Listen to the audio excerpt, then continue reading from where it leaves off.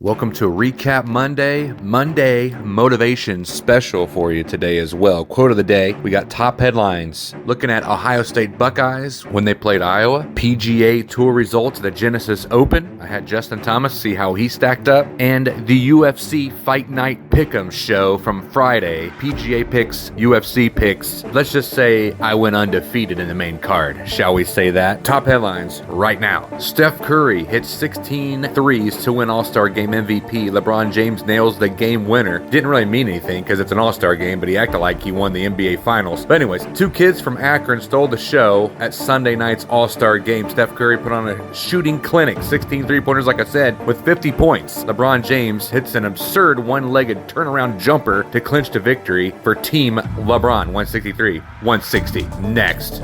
Agents threaten boycott of NFL scouting combine over concerns about COVID-19 bubble. This is all according to sources. With the NFL scouting combine set to begin next week in Indianapolis, a group of player agents is threatening to organize a boycott of key elements of the annual event if its concerns about COVID-19 bubble for prospects are not addressed. This is according to ESPN. Next.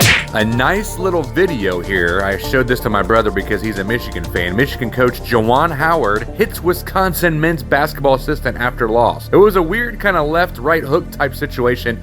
Open-handed. It wasn't a fist. So I got to give him props for that. I don't know what he said or what happened, but you know, the Wisconsin team, people, I lived up in Madison, Wisconsin, and they're a bunch of, instigators. They'll yell at you. They're liberals. Madison, Wisconsin is really liberal. So he probably said some stuff, got Juwan Howard mad. It's Black History Month, so he probably said something about that. I have no clue. But handed a face to the dome piece, Juwan Howard with the right hook. Open-handed, though. And there's your top headlines for your Monday.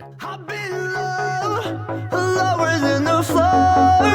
That negativity you force on top of me. Only I can set me free. I wanna be the best that I can be. You better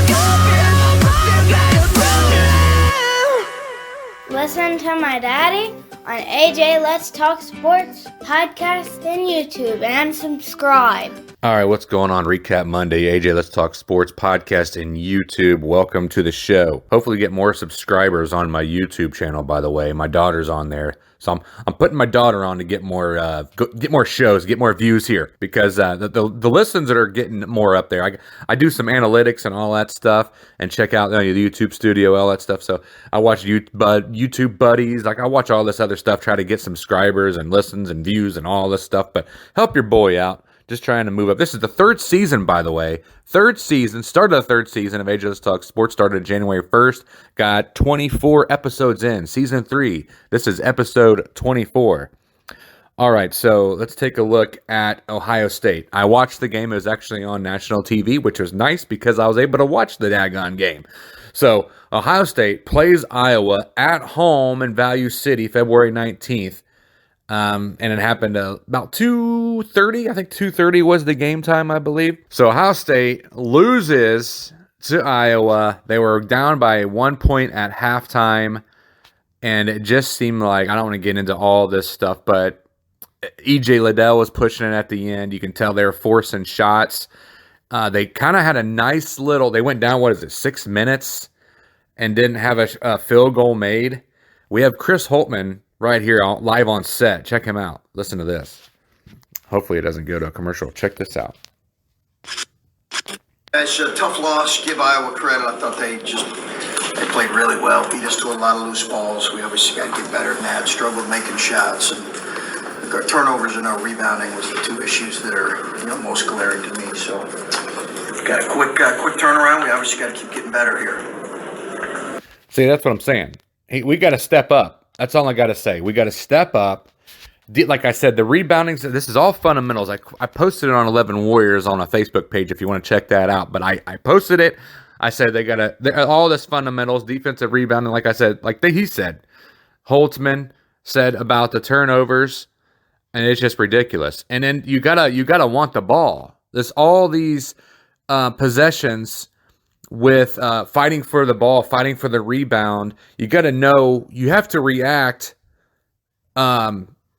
instinctively to a rebound. You can't just think it's going to go this way. You got to see and watch the ball hit the rim If it doesn't go in, I was a really good rebounder back in the day, believe it or not. They actually made a rebounding trophy for me each year because they didn't even really do that stat. I mean, they did the stats, but they didn't give out trophies for it. But I was averaging like 16 rebounds a game.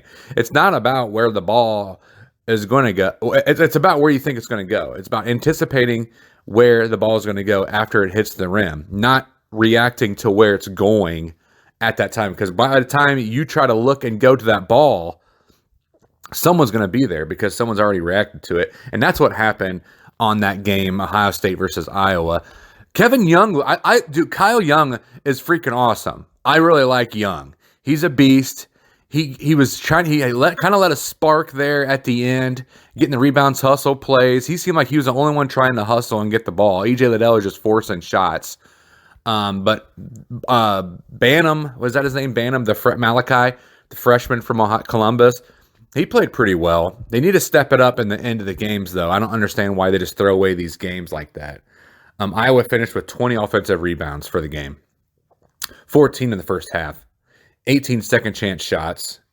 It's just the overall rebounding was 40-31 in favor of the Hawkeyes. EJ Liddell finished with 5 blocks, though, so that was nice to see. But they just got to finish the game. Like, they almost gave up. And you could tell. Iowa had way more hustle in them at the end of the game than Ohio State did. Maybe they're just tired. Maybe they needed a rest. They got to play tonight.